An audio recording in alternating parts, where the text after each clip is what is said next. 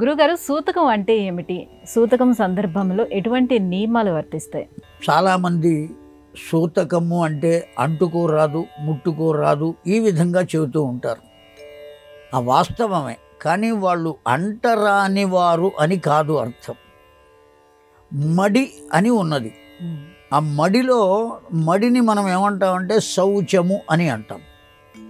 శౌచము అంటే మడి కట్టుకుని ఉండటం.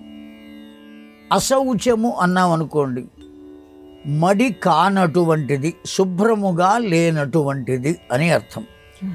అశౌచము అంటే ఆ ప్లస్ అశౌచము, అశౌచము అంటే గొప్పదైన మడి అని అర్థం. వాళ్ళు అంటరాని వాళ్ళు కాదు, వాళ్ళను మనం ముట్టుకోరాదు. ఎందుకంటే ముట్టుకుంటే మైలు పడతారు కనుక ఆ శౌచము అంటారు.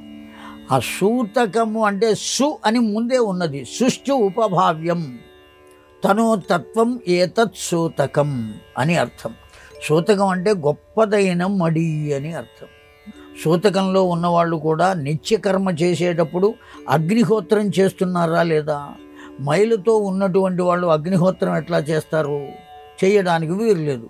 కనుక అగ్ని కార్యం చేస్తున్నారు అంటే, అగ్నిహోత్రం చేస్తున్నారు అంటే వాళ్ళు పెద్దదైన మడిలో ఉన్నారు అని అర్థం. వాళ్ళు ఎక్కడికి బయటికి వెళ్ళకూడదు, ఏ విధమైన ఇతరమైనటువంటివి వాళ్ళను తాకకూడదు.